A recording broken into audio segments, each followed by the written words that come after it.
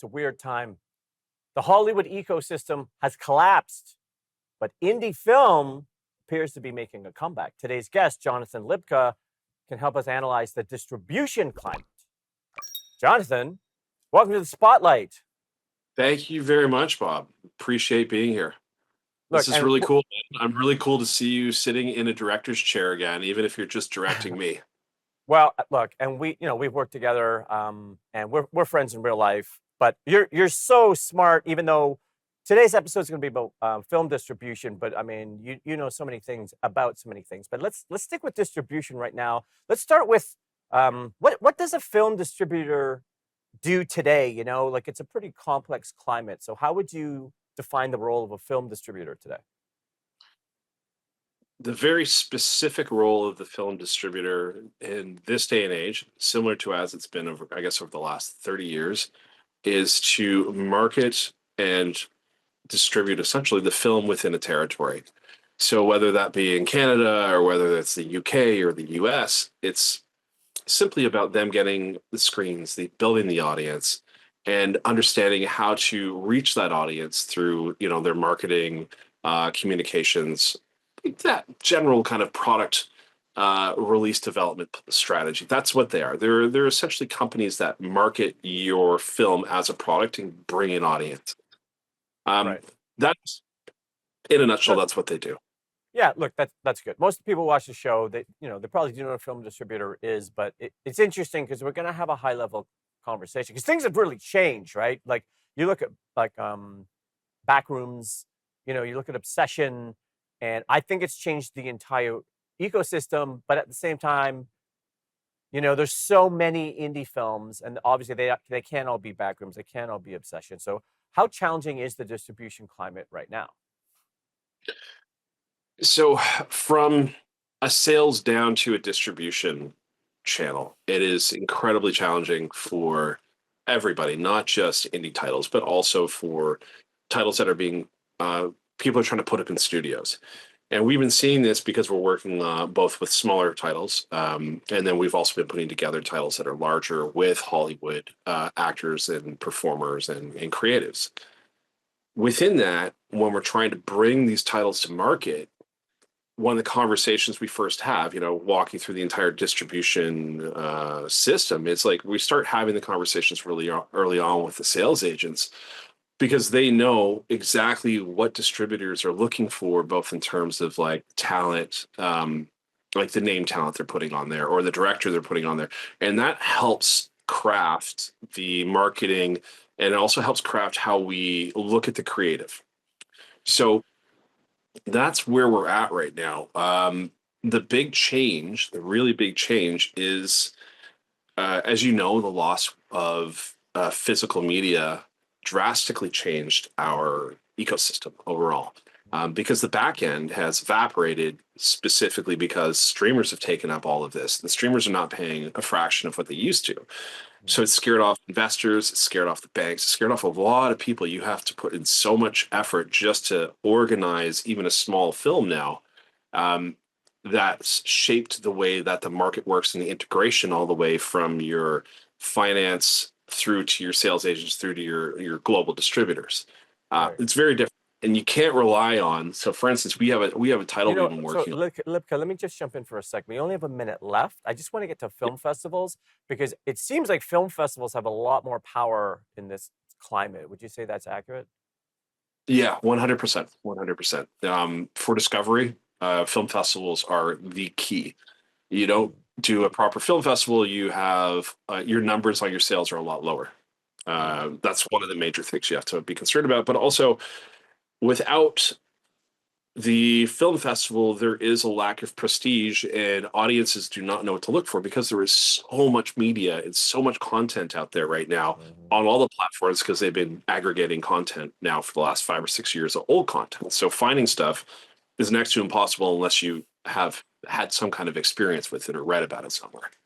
Right. And we're going to get into another segment, but I just think like we already have so many titles. I was a programmer for 5 years, as you know, and we already had so many titles then. And now we've got AI coming, which I think is going to, I don't know, 3x, 5x, 10x number of titles. And I think it's going to be that much harder to get attention. That's why I wanted to do like a whole episode on distribution. But we'll get that to that in the next segment. I've got Jonathan Hlibka for 3 more segments on the spotlight. Welcome back to the spotlight. I'm here with Jonathan Hlibka. Okay, Jonathan, let's talk about AI. Obviously, I know, like, you know AI like the back of your hand. Like, you are a brainiac with very cool glasses, by the way, I have to say. But let's talk Hey, about AI impacting the film distribution space particularly. I don't know what your take is. I know it's going to be brilliant. So what do you think? How is AI going to impact distribution?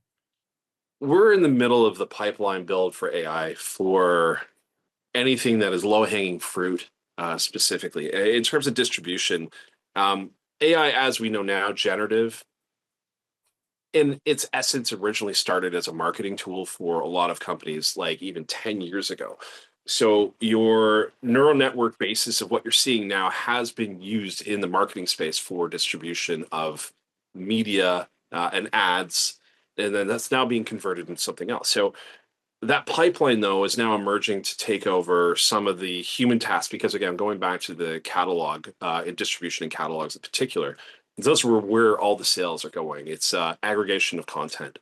So large libraries, thousands and thousands of titles. Now, what do you do to regionalize that? Because, we're talking about distribution. Mhm. Every distributor, or say every platform, needs to be able to distribute into the countries that they're in on the language that that country has.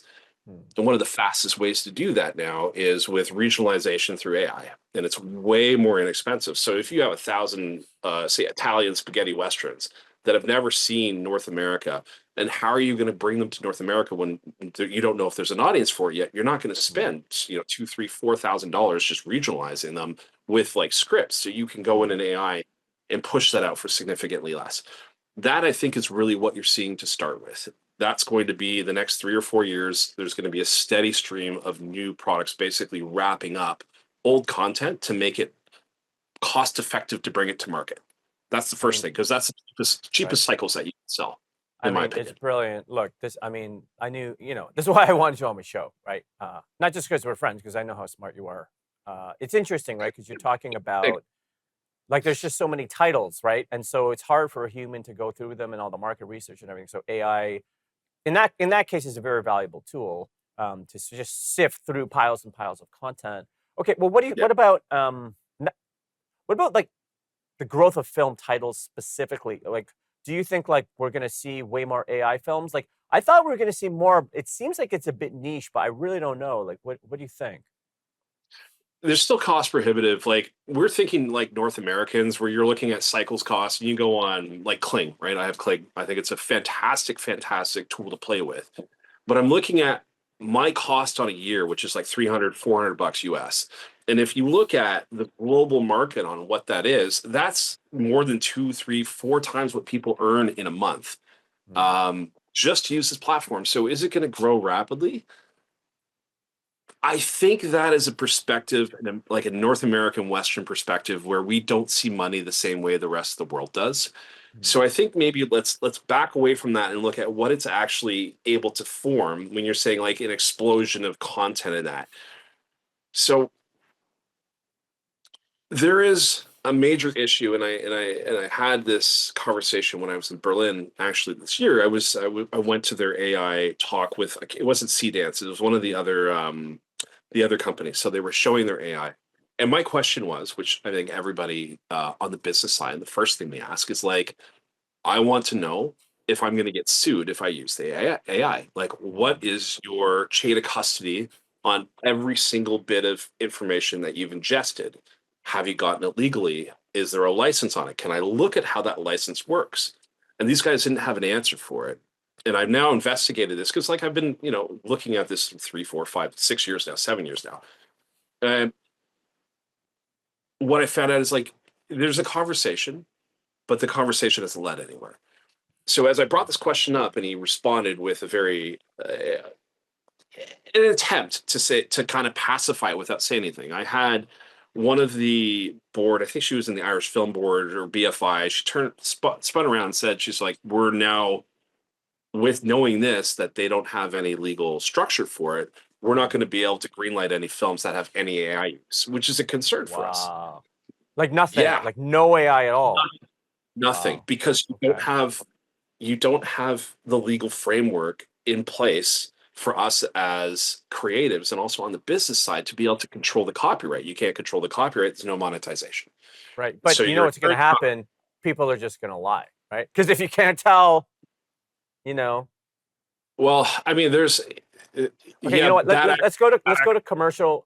We could talk that's for good. hours, and we often do. I appreciate your brilliance. We've got Jonathan Hlibka for 2 more segments on the spotlight.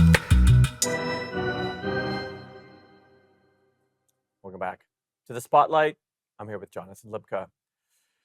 Okay, Hlibka, it's interesting, like obviously Backrooms and Obsession are getting all the attention. I mean, I think at this point, Obsession is something like the highest grossing horror movie ever that's independently made, or something like over 400 million. Backrooms It's is insane. close. By the time this airs, who knows? It's going to be 500 million. I really don't know. It's pretty amazing. In addition to that, though, I'm seeing lots of stat casts for indie films. Like you'll Yeah. see like A-listers, there'll be like 6 recognizable TV actors. You see it over and over again. Are we witnessing an indie film boom? I wouldn't call it a boom. I would call that risk mitigation. You look at it from the sales side. So when we're presenting our packages and we're talking to our sales agents, we're talking specifically about what cast do you need in order for us to get a yes from a territory to pay for the film. So when you're seeing stat cast, you're seeing a higher budget number, and they know they're recouping that money through that cast. So it's purely an economic strategy in order to get the films made. I'd say there's nothing wrong with that, but that's just the reality of the business itself. Sure. So yeah, we're dealing with this, and we were dealing with this when we were looking at cast on one of our current titles, and there's like a break even point where we're like, does it make sense to put the cast A or cast B in, because they're both essentially going to bring the same audience, but one's costing us $100,000 more when they're both going to be able to do the same excellent Sure. performance. Who do we go with, and what decision do we make? And at that point, it's like we spend that little bit more money, or we know we're going to get it back out of the market, and the market said to us no, so we had to go with different casts. Right. It's Well, let me push. economic. Let me push back a little bit with love and respect, because it seems to me that it's kind of always been the case, right? It's like you need names to trigger the financing, you want the attachments, blah blah blah. But because Hollywood studios have lost, what's the number? 40% of titles, 50%. Like it's like the number of jobs is going down, episode orders are going down. There's less jobs for name actors, so I'm just seeing more of them in indie film, right? Would you say that's true? Yes, they're with producers and with outlets, like if you're talking Netflix and that, who have a good track record. The cast is definitely more willing to work with you in terms of your budget, because they're looking at it in terms of how their waterfall could work. So 100% that is the case. And again, it makes the sales easier. It makes the job for the sales agents easier to Right. organize all of them. Right. And look, it helps to get attention. And so this is my next question. I mean, we've talked about festivals, but other than festivals, like how can indie films get attention in this increasingly crowded film landscape? Like obviously you can get name talent, but I mean, what else can you do? I just think that there's so many films and there's going to be so many more, and everybody wants to be the next Backrooms. Everybody wants to be the next Obsession. It, this is the conversation that always happens in this business in particular, and it really is about, are we driving celebrity or are we driving franchises? Because those are the two things that audiences are able to remember. It's like Die Hard, which I watched since I was a kid with my mom. It used to be our Christmas movie, and then something with like Tom Cruise in it, where you're going to see it because it has Tom Cruise in it. And that's really the two buckets of places where people can set their minds and remember things, unless it's such a bespoke, small, interesting niche film that it captures a specific market. Hmm. Now, beyond that, I think the real emergence that we've seen over the last 10 years of the crafting of marketing is really the social strategy on the marketing. So engaging communities beforehand between like Reddit and all the video platform, which I'm not going to name, and that, like there's a ton of them out there, and they're always continuously need content and there's a place for audiences to build there. And that I feel is really going to be the key driver for not just awareness, but for a pre-engagement. So you want to Mm. have titles that can kind of capture, you know, an underground, so to speak, like you would have done with like a record back in like the 80s or 90s. You just kind of Right. drop it on community radio. Now you have Reddit's kind of your community radio for film, where people want to see clips and content of that. So that's really, I think, what we're seeing. That's the big change. Look, I think that's right. Look, we only have 30 seconds, so we need a quick answer here. But do you think audiences are craving more human, personal stories? I think audiences have always craved human personal stories, and I think the Mm. business has always pushed back to create um, marketable, internationally marketable content, and that's branded content in franchises. So that's Okay, the whole between the two things. If you can get those two pieces together, you do have magic. brilliant. We got Jonathan Hlibka for one more segment on the spot. Welcome back to the spotlight. I'm here with Jonathan Hlibka. Okay, Hlibka, look, you're brilliant as always. It's interesting, there's so much to say, and the indie film conversation has become louder and louder, especially with Obsession and Backrooms. But let's get to your projects, and then I want to get just your final take on indie film right now. I mean, I think it's going to grow a lot in terms of attention. But right now, what are you working on? What are your latest projects? So we're currently releasing, talking about distribution, we're in the middle of releasing The Last Assassins, which was originally called Nobel and the Kid, globally. So it just came out in the UK. It's coming out in the US currently. It's doing South America, a large number of territories globally. So that's happening. We're early on in our sales cycle of Last Moon, which is a werewolf Western, which I think is going to do very, very well as well. We're lining up the sales agents for that and the territories for that. I don't know what we're going to do with festivals and that. We're still trying to figure that out. And then the one we're shooting in the summer, I think looks like we're lining up for next month, which is going to be our biggest title to date, is Killer Be Killed. David Straighten is directing, and it's basically you're in a town where you get a red letter, and then you open it up. There's a face on it. If you don't kill that person in 24 hours, somebody else kills you. I think it's going to do spectacularly well. We all are very, very high hopes on that one. So that's being shot. And I've put together a slate of about 6 other pictures, which we're figuring out how we're going to maneuver that over the next 2 years or so. So One that's what's going on, man. One thing that I've found brilliant about your approach is always, I think that you've always found niche marketing. It seems to me, as your friend, but also somebody who's seen your career for a couple decades now. I think that it's very intelligent, right? You're always looking for how can we find an audience for this before you make the film. Is that right? Yeah, that comes from one owning the theater, right? So owning the theater for like 10 years, where like literally booking, promoting, marketing, like distributing films that I was bringing into the country. Um, the mistake that I would make frequently is like, I love a film, I'm going to bring it in, and just because I want to watch it, I want to see it on a big screen. But I wasn't thinking of like, how is the audience going to respond to this? Who is the audience for this? How am I going to get people really into the cinema? And there were times where it worked. Most of the time, it didn't work. So I was starting to realize as I was doing that, and then coming up through independent distribution before, we always knew to start with the audience. But until you're really in the muck of doing it, you don't realize that the most important thing is you ask who is the first person who's going to watch it, that wants to watch it, and then you kind of aggregate from there. It's like, how many of these people exist, and can we afford to do it at that rate?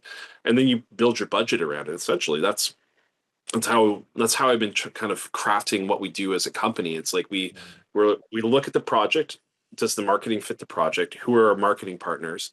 Then who is the cast that'll support this? And we start building it around that to really give the creative the weight it needs for the audience to be excited about it. I mean, we hope. Yeah, So yeah, yeah. Look, I appreciate. I mean, you're so honest, and you've been doing this for a really long time. Look, we only got a minute left.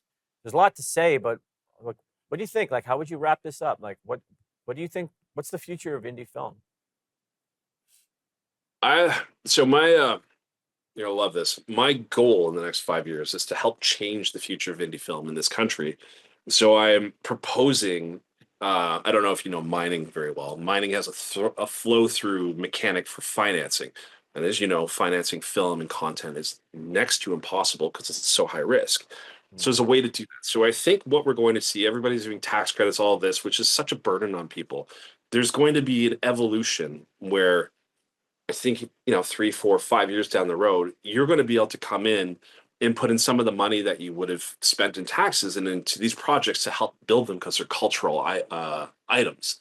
And I think that's what you're going to see. I think really that's where it's going to go. And I'm trying to help shepherd that into the community, both through like building the system and also introducing the mining component, the bankers and the producers together, so everybody can have a conversation about it. I think that's what we're going to see, and that's going to help us make content Dude, properly. I appreciate your take. You're out of the box. You're brilliant. You're a good dude. Thank you for coming.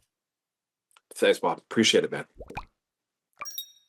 There's so much uncertainty in the indie film world right now, although some of it's amazing, right? So we don't really know exactly how it's going to play out. Potentially, there's an explosion coming. Maybe AI makes that difficult. We'll find out. See you next time on the Spotlight.